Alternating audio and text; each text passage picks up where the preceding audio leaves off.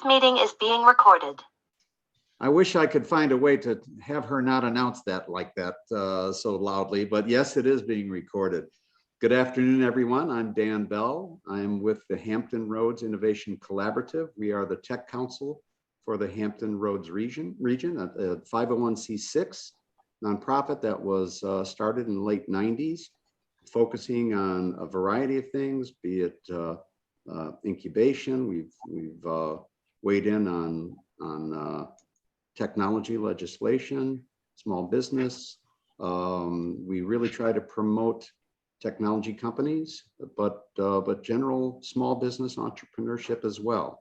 And so our current task, certainly with COVID, is we've been bringing a lot of value-added programming. Most of it has been virtual, but knock on wood, we might be able to have some face-to-face sessions here live and in person pretty soon. And I did want to mention that our Tech Tuesday series is sponsored by Cox Communications. They've been a great partner for us and for the region. I don't think we have anybody from Cox on board. If there is somebody, speak up and we'll let you have the microphone for a little bit. But if not, we'll carry on. Tech Tuesdays is generally a once a month type of event. But when meeting and talking with Bobby Rushing from USPTO, US Patent and Trademark Office, we talked about this, and it's like, well, you know, there's like a good solid five different programs, and I don't want to see that stuff strung out. Neither one of us did for 5 months. So we said, well, let's just do a patent week. And so here we are, and this is day 4.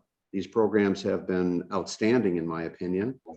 They're all recorded, as you know, just like today's. And once they're all completed on this coming Friday would be the last one, by the way, hosted by Mr. David Perkins of HRC, our organization, because I will be getting on an airplane at that particular time and unable to host it. But we are, you know, I forgot my train of thought. I don't know where I was going on that, but if it's important, I'll remember it. But these programs are recorded. The presentation materials will be added to it, and you'll get an email from me sometime next week with all that information. And so with that, I would like to turn the program over to our USPTO experts. We have our thought leader today is Tamika Obashan, a lovely name and associated to a very lovely person. And with that, Tamika, I'd like to turn the program over to you. All right. Thanks so much, Dan. So excited to be here today. And thanks everyone for joining us. And welcome to Tips and Tricks for Patent Searching, including a 6-step process. So this is what we'll cover today. The benefits of searching, keyword search versus classification search. What is exactly the Cooperative Patent Classification, or CPC? The 6-step process, as well as building a search strategy using keywords and the classification scheme. Now, before moving forward, please note that the information in this presentation is for information and educational purposes only. You will see references to perhaps some patents, designs, trademarks, copyrights, etc. However, it does not imply endorsement by the US government, US Department of Commerce, or the USPTO, or any other federal agency. Okay, now with that stated, let's move forward. Now, what exactly is a patent? Many of you are already familiar with what is a patent, but for those of you who do not know, a patent for an invention is the grant of a property right to the inventor issued by the United States Patent and Trademark Office. It excludes others from making, using, and selling your invention with the US or importing it. And also, patents are issued for a limited time. So generally, the term of a new patent is 20 years from the date on which the application for the patent was filed in the US, or in special cases, from the date an earlier related application was filed. Now, US patent grants are effective only within the United States, US territories, and US possessions. Under certain circumstances, patent term extensions or adjustments may be available. Now, once a patent is issued, just be mindful that as the patent holder, you must enforce the patent without the aid of the USPTO. Now, for your awareness, there are three types of patents. There are utility patents, which may be granted to anyone who invents or discovers any new and useful process, machine, article of manufacture, or composition of matter, or any new and useful improvements thereof. There are also design patents, which may be granted to anyone who invents a new, original, and ornamental design for an article of manufacture. And last but definitely not least, there are plant patents. Now, they may be granted to anyone who invents or discovers and asexually reproduces any distinct and new variety of plant. Now you ask yourself, okay, why search? What's the importance of that? Well, first, you want to determine, hey, what is the patentability of my possible invention? Considering whether or not it's new, novel, useful, or non-obvious. And hey, how do you determine that, right? So here's a snapshot of our patent process overview. As you can see, we have 8 steps. We're at step number 2. We've already determined, hey, the type of IP protection that we need is patent protection, right? Now we have to determine if our invention or your invention is patentable. That brings us to your US prior art search. Now, to ensure that your invention is indeed something novel, new, and non-obvious, you would conduct an initial prior art search prior to filing your US patent application. Now, you can start with an initial search of US patents and published patent applications. Now, we have resources available on our website to do this, and you'll find out more information in our upcoming presentation tomorrow on USPTO resources. And I'll give you a snapshot of that a little later. Now, moving forward, when searching, doing this prior art search, you can conduct a keyword search, but be mindful that you should expand your search with additional terms, and we'll cover that shortly.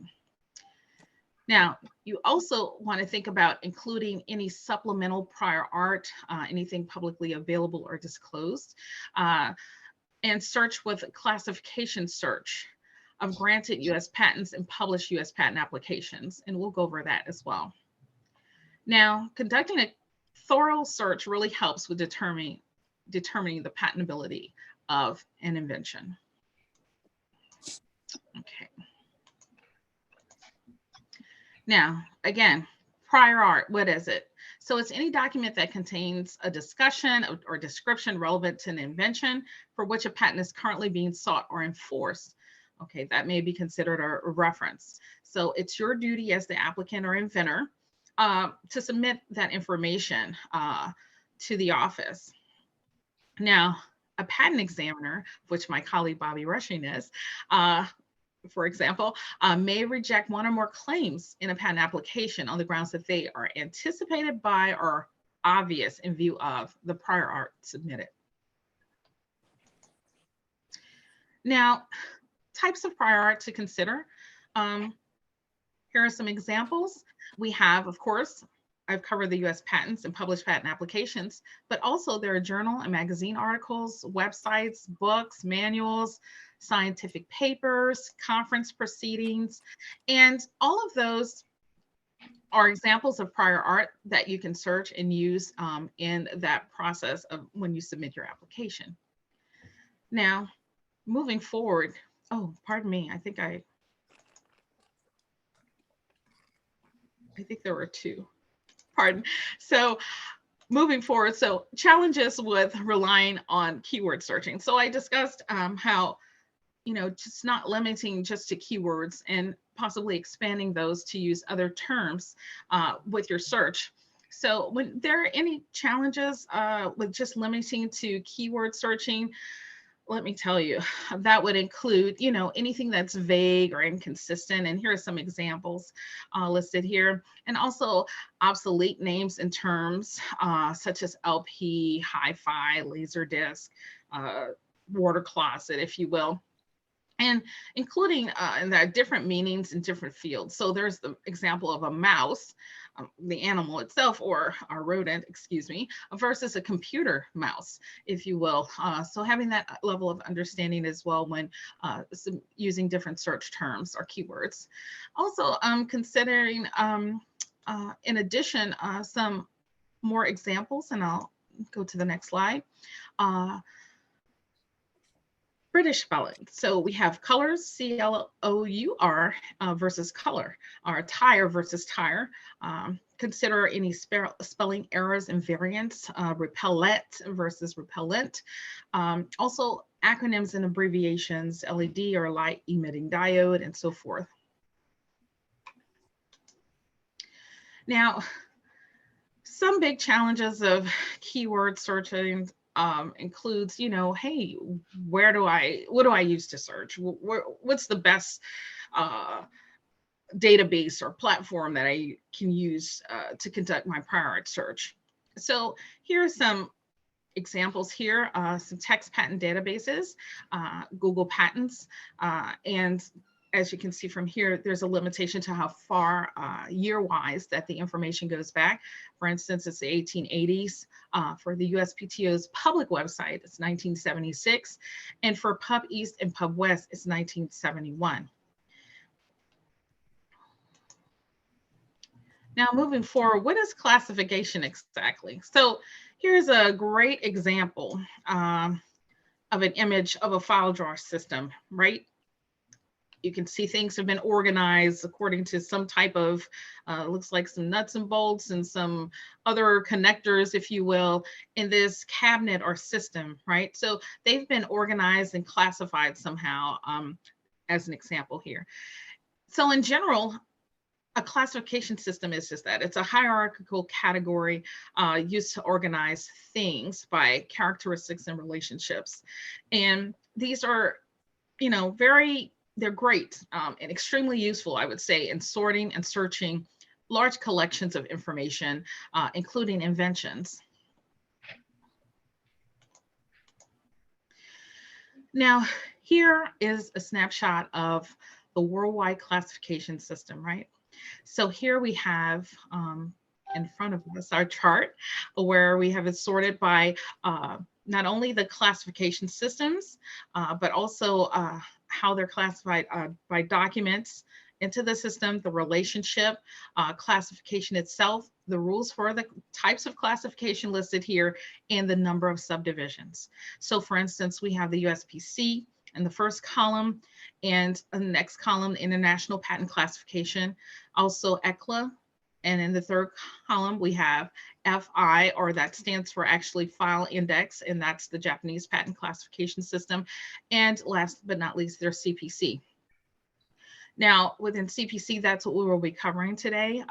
And as you can see, for documents classified into the system, in the column for CPC, it's USPTO and EPO. Also, the relationship to the international patent classification, you can see that CPC is an extension of that. And the classification category here, invention information is included for CPC, of which we'll cover. And the rules for this particular classification scheme are the IPC guides plus art-specific rules. Now, there are many subdivisions, and as you can see here, CPC has the largest area covered of 200,000. Okay.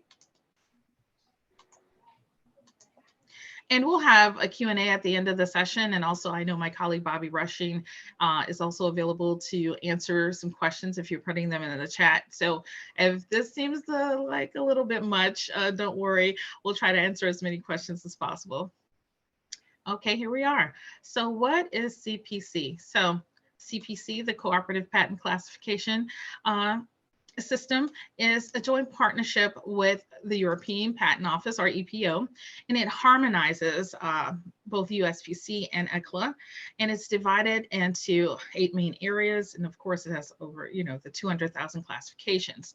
And here are the 8 main areas covered, from human necessities to physics and textiles and paper, everything else in between. Now, as we move forward, we're going to take a deeper dive into this 6-step US patent search strategy. So that strategy specifically consists of, searching US patents and published patent applications, and to look at the various prior art for any previous publications that discloses an invention and would preclude issuance, right? So a more comprehensive prior art search would also include a foreign patent publication search. We'll touch on that quickly as well. Now, recording of the search process, including databases used, be it Google Patents or the US Patent Search, the date and time of the search, the various classes searched, and any patents published or applications retrieved it's very important as part of the process. So get your inventor's notebook out and start recording as you go through this process. Now, here we have for our search example, the famous umbrella. We all know it, we all use it, either shielding from the sun, the snow, or the rain, or just to be cool, right? So I thought, hey, why not? This example we'll use as our invention. So we have invented an umbrella with a new rib design to eliminate the umbrella collapsing or inverting due to winds, right? Step 1, let's brainstorm some terms describing this particular invention. Of course, most of us, we already know umbrella, right? But specifically to the points mentioned in the previous slide. So consider, what is the purpose of the invention? Is the invention a process, a way of making something, or performing a function? What is the invention made of? The structure, for instance. How is it used? What are the keywords and technical terms that describe the nature of the invention? Now, have your thesaurus or dictionary handy because they're very helpful in looking at all of these terms, right? So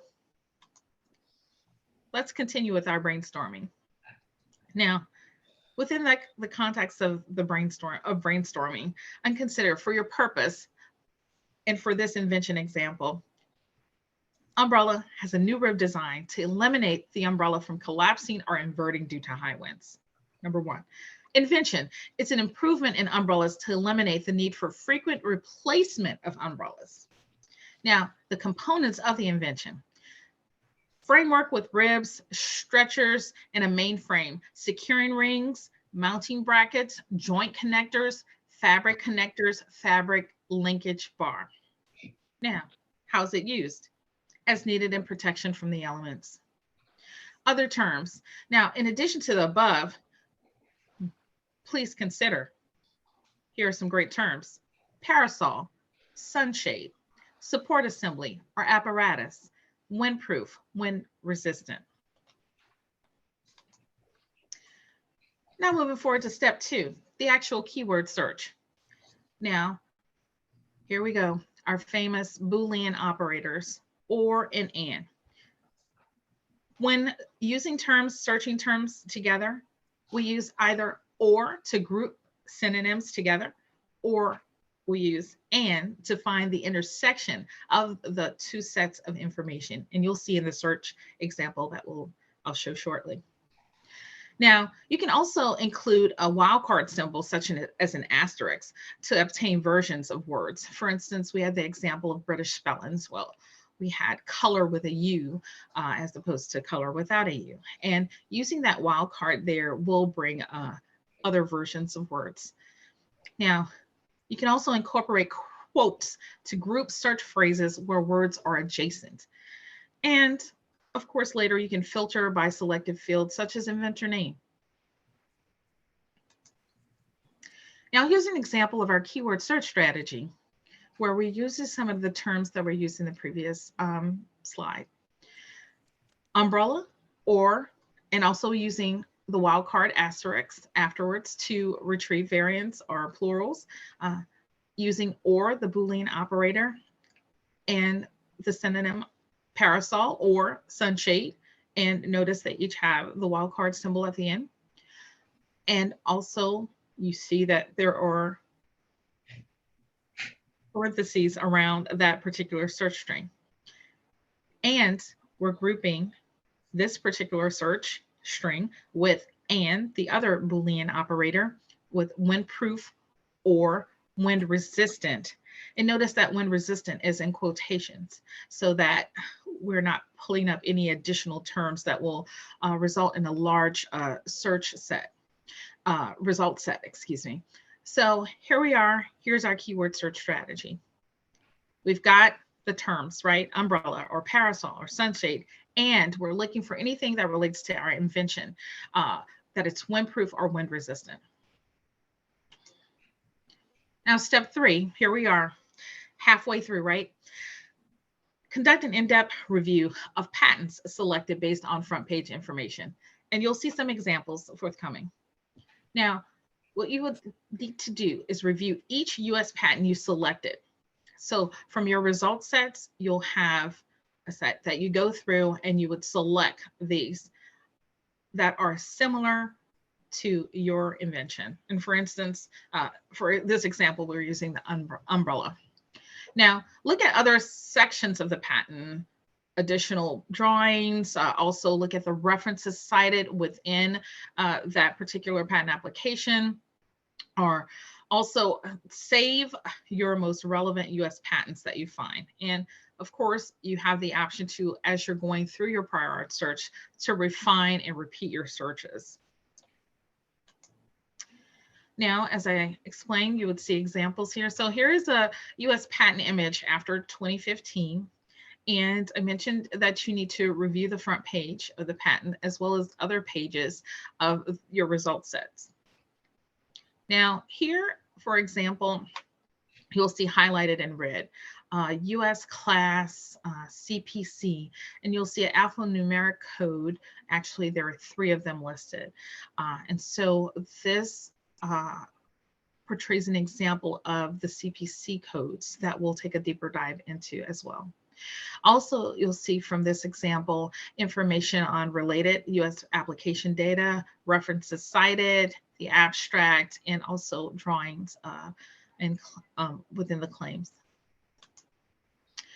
Now, here's another example where you have the US class, but the USPC featured here, and notice that it's not an alphanumeric code, it's just numbers, right?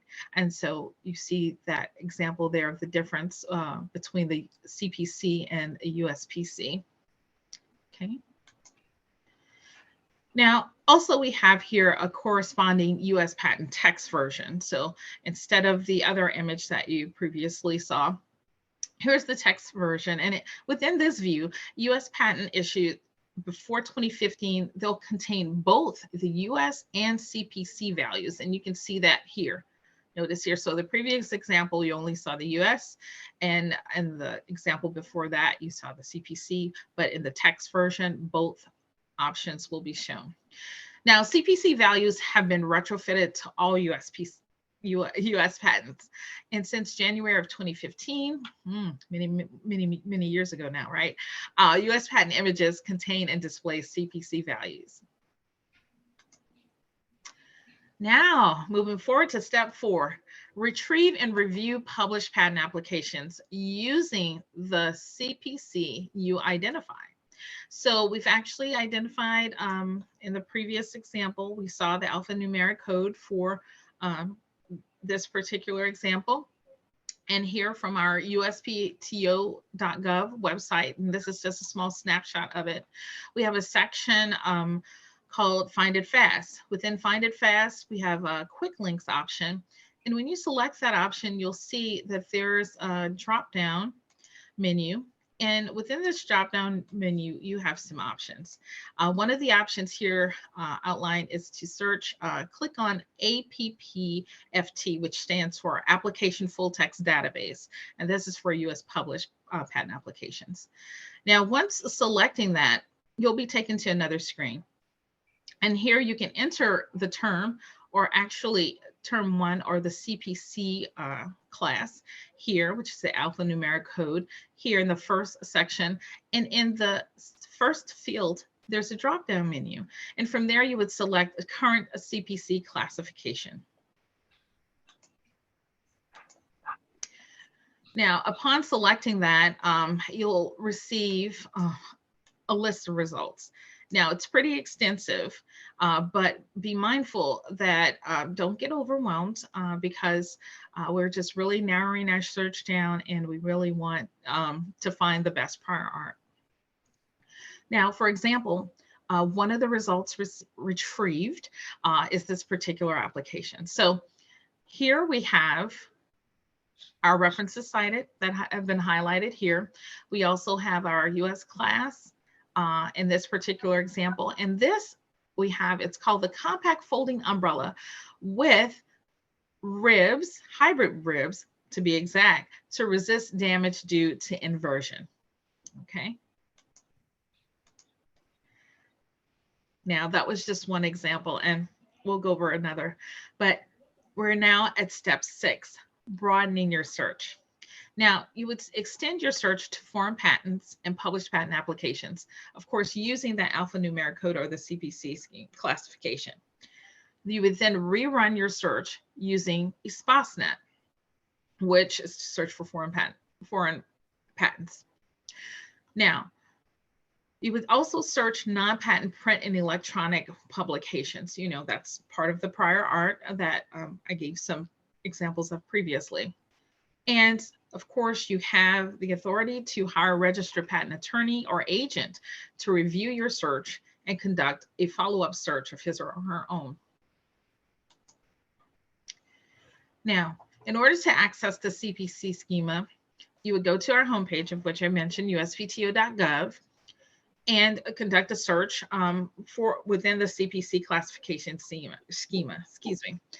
And within our homepage, you'll see in the upper right-hand corner, if anyone's following along, if you want to go to USPTO.gov just to check it out, or we can do this afterwards. In the upper right-hand corner, there's a search box. And you can actually put in CPC scheme umbrella and hit enter. Now, from the search results page, you can click an entry for a classification or class, subclass scheme page. Now, upon doing so, if the results aren't satisfying to you, you can rerun the search using the synonyms that we've previously discussed. Now, I just walked through verbally how it looks. Here we are with a snapshot. So you're looking for, and when you come to this page, you can type it in here, or you can type it in the upper right-hand corner in our search box for CPC scheme umbrella. And here we are with the results. So again, here's the list. Don't get overwhelmed. You select the first one that pertains to this particular search or invention, which is the umbrella. And here it is. Select that link, and then you'll be taken to the CPC page. And from here, you'll see from this example, there is for CPC A45B, it identifies walking sticks, umbrellas, ladies, or like fans. And there's a note, specifically in this subclass, the following term is used with the meaning indicated.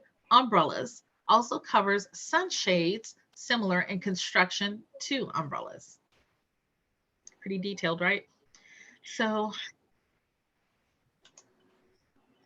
taking a deeper dive, when you advance down the list, you'll see specifically for A45B 25/22 specifically highlights devices for increasing the resistance of umbrellas to wind. Now, in one of our previous examples, when we saw the patent application, we saw that this is exactly the alphanumeric code that was used in the CPC section. Now, here's an example where we access classification definition. So in the previous screen, you saw that to the left, there was a column that had the letter D. And I'll go back to that slide so you can see. Okay, so this is what I'm referring to. And that is actually linked to a CPC definition. So if you wanted to know more information, you could select that D and it would give you a breakout of that. Now, those definitions are helpful in establishing the scope of that specific or relevant classification. Now, A45B 25/22 also relies on the images below. So here, for example, you see devices for increasing, again, the resistance of umbrellas to wind. And here is some example. And you can see from here, it covers these three. They look very different, right? But they're all related. Now, I mentioned some resources earlier, but here again, some additional external resources. Google Patents is a great resource. You can use the advanced search feature, and there are also filtering options for years and also by assignee or inventor or company. Also ESPASnet, of course, to search for those foreign patents. Patent Scope is also a great tool from World Intellectual Property Organization, or WIPO, and also the CPC general website. Internally, USPTO resources, we have our patent search and also Pub East and Pub West. And that's specifically at USPTO and PTRC facilities. And PTRCs are the Patent and Trademark Resource Centers. Now, speaking of the Patent and Trademark Resource Centers, it's a nationwide network of public, state, and academic libraries that are designated by the USPTO to assist any inventors or entrepreneurs with intellectual property information and any additional needs related to intellectual property. And you can see across the nation, there's representation. Now, here we are advancing to step 5 for our patent process overview. Preparing and submitting your initial application. So once you've determined you have something that's possibly patentable, and you've done your due diligence, you've done your prior art search, you've met with either a patent attorney or agent, and you feel confident to move forward, then you would be ready to prepare and submit your initial application. Now, if you need any assistance doing that, we have our wonderful Inventors Assistance Center. Now, from here, you can advance to asking them if any information related to your filing of your patent application. So this particular center is staffed by supervisory patent examiners and primary examiners who are former in those specific roles. And they're able to answer any questions and to help you to make that filing experience simple and very efficient. Now, they can also answer any general questions regarding patent examination policy or any necessary formats and items needed for your patent application, and assist you with forms needed and with filling out the forms, and provide general information concerning patent examining rules, procedures, drawings, and fees. Now, from here, you can see you can contact them Monday through Friday, 8:30 a.m. to 8 p.m. Eastern Time, except for federal holidays. And we also have, of course, not only a 1-800 number, but a local number as well. We also have our wonderful EBC, or Electronic Business Center. They can also, members of that team can also assist you with submitting your patent application via EFS Web or Patent Center, which is another resource. Also searching for patents in APPFT and PAT-FT. Any kind of technical issues or problems you're experiencing, they can assist with this as well. And they're open from 6 a.m. to midnight Eastern Time from Monday through Friday, and again, except for federal holidays. And they both have, they also have a 1-800 number as well as a local number, including an email. Now, I just wanted to share briefly some upcoming USPTO programs. So we're talking about search, and I mentioned Pub East, Pub West with the PTRCs. Now we have a new patent public search tool. I'll be sharing this information with Dan. And we actually have training from 2 to 3 today on getting started with that new tool. And also the advanced training for that tool will be on February 18th. And also just encouraging you to check out our USPTO events page where we have additional trainings available. And now I'm it's time for some Q&A, and I thank you for your attention and time today. Very good. Samika, thank you for the program content. It was very, very good. I know that Bobby's been active on the chat. There's several points of information that have been posted. I'm scanning that right now. But yep, and so that's good coverage. And yeah, actually the program is a little shorter today, so this is the opportunity to weigh in. If you have a question or you would like to have a dialogue, you can go ahead and turn your microphones on and your camera if you like, and we'll take questions that way as well, as opposed to just chat. So the opportunity exists there for our participants. And we'll give that a little bit of time. And Bobby, do you have anything else that you'd like to add in terms of background information from USPTO? Tamika is the resident expert in this field. You know, even though I do patent searching for a living, I think you know, and I use you know, the search terms and the syntax and look, I have a thesaurus by my side almost daily, either on paper or I have it bookmarked so I can easily access a thesaurus. So yeah, everything that she mentioned, you know, for us examiners and the public, you know, those are great tips. That's fantastic. Thanks, Gabby. And also, if you don't feel comfortable asking a question during this presentation, you can always reach out to us. We're here to help at Eastern Regional Outreach Office at uspto.gov. And myself and I see other colleagues on the call, of course, Bobby, also Robin and Alfred, are always willing to assist and help. And if we don't have the answers, we know who to go to find the answers.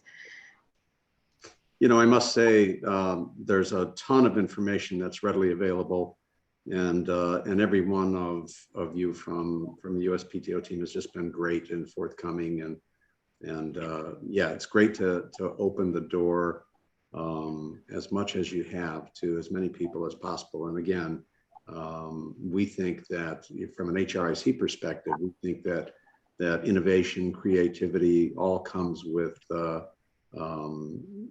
the invention opportunity and the ability to patent one's ideas. We think that's very, very important. So you guys are doing a fantastic job. I know I have learned a ton this week. I'm sorry, I'm going to be missing tomorrow's session live, but I'll watch it on video. But it's just been extremely informative, and your reach is all around the world. I mean, it's crazy.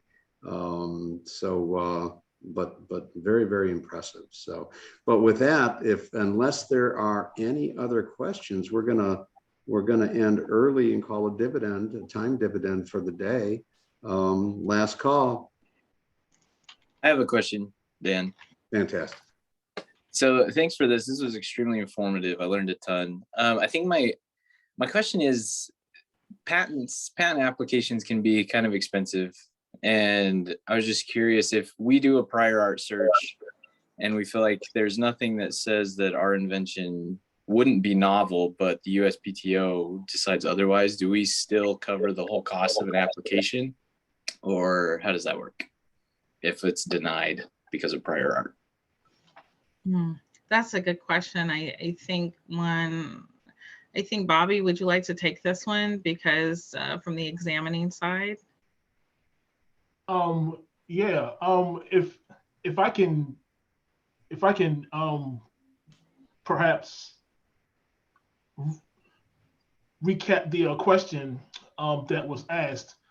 You're asking, if you do your own prior art search and you still find that the examiner found prior art to do a prior art rejection, do you get a refund, a rebate of some sort? Is that the question? Yeah, like if your patent, like you thought it was novel, but the USPTO says no, it's not. Do you still, and you don't get issued a patent, do you still pay the full amount as you would for the application, or I Well, wasn't quite sure how that worked. well, yeah. I mean, because you're paying you're paying upfront for the for the filing and for the search fee for the examination fee. So it would be up to the examiner who has many years of examining and searching experience. That would find that prior art. Now, don't think of a prior art rejection as a bad thing. That is actually protecting the inventor from any lawsuits in the future. And I've even after at one time after telling the attorney that, hey, I think that this is allowable, I found a really good prior art piece of prior art reference that still rejected the claims. So I called the attorney back and told him, I was like, hey, look, I'm going to have to give you, one more rejection unless we can, come to a conclusion now over the phone. So he was like, well, thank you for finding that. They would have kept us out of the courtroom. And yes, send me the rejection so me and my client can look over it. So, a rejection is don't think of it as a denial or a bad thing. It just means that you need to further define your invention over the prior art. If I may add to that, and I'm going to ask the USPTO team to keep me straight on this, but I had a product idea, and this is fairly recent, within the past 3 years, and pursuing it with a patent attorney, I thought was very important for me personally. That was my personal decision, and if I recall, that there are phases of engagement with the attorney, which with the patent attorney, that allows a fairly robust search up front to see if you will, if the coast is clear, and so one can search that themselves. I chose not to, but with the attorney, and so that first phase was a few $100s. It wasn't too much of an expense, but it did uncover the fact that there were some similar things out there, even though I wasn't seeing them on the market.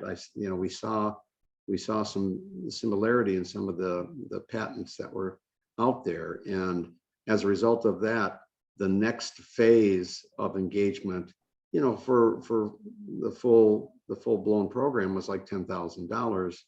And again, correct me where I'm wrong, this is my recollection, and I chose not to pursue that because we saw some patent filings that were pretty darn similar. Sure. Great point, Dan. I'd just like to interject just quickly, Bobby.